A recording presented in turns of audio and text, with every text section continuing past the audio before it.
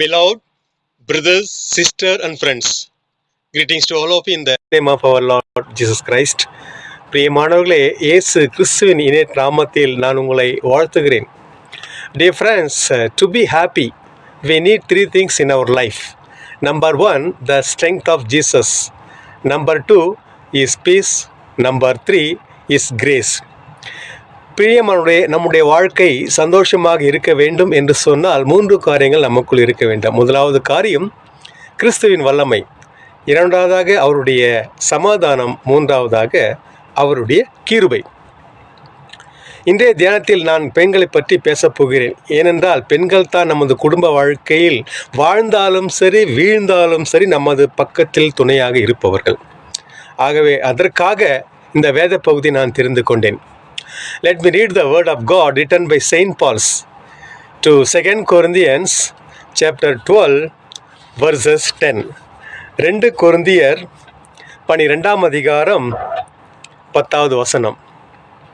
கிறிஸ்துவின் நிமித்தம் எனக்கு வரும் பலவீனங்களிலும் நிந்தைகளிலும் நெருக்கங்களிலும் துன்பங்களிலும் இடுக்கண்களிலும் நான் பிரியப்படுகிறேன். For the sake of Christ, I delight in weaknesses, in insults, in hardships, in persecution, in difficulties. பிரியமானவர்களே, நாம் ஆராதனையில் நற்கருணை ஆராதனையில் கலந்து கொள்ளும்போது பந்திக்கு முன்பதாக பக்கத்தில் இருப்பவர்களை பார்த்து கை கொடுத்தோ அல்லது தலைகளை தாழ்த்தியோ சமாதானம் சொல்வது வழக்கம். அந்த சமாதானம் ஆலயத்தில் மட்டும் இருப்பது முக்கியமல்ல, நம்முடைய குடும்பத்திலே இருக்க வேண்டும், அது தான் முக்கியம். It is a woman who build house. புத்தியுள்ள ஸ்திரீ வீட்டை கட்டுகிறாள். For every man success there is a woman behind him. ஒவ்வொரு ஆணின் வெற்றிக்கு பின்னால் ஒரு பெண் இருக்கிறாள். குடும்பத்தில் உள்ள பெற்றோர்கள் பிள்ளைகள் மத்தியிலும் குடும்ப உறவினர்களோடும் அக்கம் பக்கம் இருப்பவர்களோடும் சந்தோஷமும் அன்பும் அரவணைப்பும் இருக்க வேண்டும் என்று சொன்னால் அதிலும் முக்கியமாக பங்கு வகிப்பவர்கள் பெண்கள் தான். அவர்கள்தான் முக்கிய பங்கு வகிக்கிறார்கள். அந்த காலத்தில் தேவதூதர்கள் மரியாள் கர்ப்பம் தரிக்கும் முன்பே கிருபை பெற்றவளே வாழ்க என்று சொல்வது போல இன்றும் நமது பெண் ஊழியர்களை பார்த்து நாம் அவர்களுக்காக ஜெபிப்போம். அவர்களுக்கு கிருபை கிடைக்க வேண்டும் என்று நாம் ஜெபிப்போம். அவர்களை நாம் வாழ்த்துவோம்.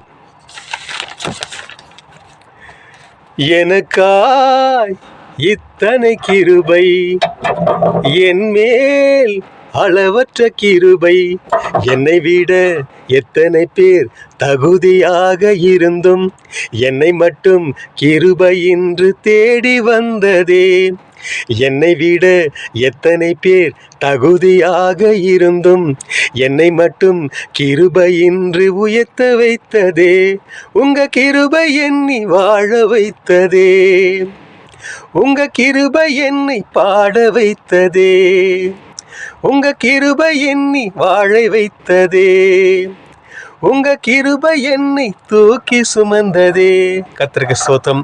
எங்களை நேசிக்கும் நல்ல ஆண்டவரே, இந்த வேலைக்காக உம்மை துதிக்கிறோம். கடந்த நாட்கள் முழுவதும் எங்களை கண்மணி போல பாதுகாத்து நீர் எங்களுக்கு நன்மை செய்து வந்திருக்கிறீர். அதற்காக உமக்கு நன்றி செலுத்துகிறோம். கேட்ட வார்த்தையின் சத்தியத்தின் படியை அவற்றை எல்லாம் எங்களுக்குள் நான் தக்க வைத்து கொண்டு ஆண்டவரே உமது கிருபையாலும் இரக்கத்தாலும் எங்களை நல்ல மாதிரியாக வாழ வைத்து ஆசீர்வதித்து வழித்தள்ள வேண்டும் என்று எங்கள் கர்த்தரும் மீட்பரும் ஆகிய இறைமகன் இயேசுவின் மூலம் ஜெபிக்கிறோம் எங்கள் நல்ல பிதாவே. ஆமென், ஆமென். Thank you friends. See you in the next week. Till then, it's Sarul from Bangalore. Bye bye. God bless you.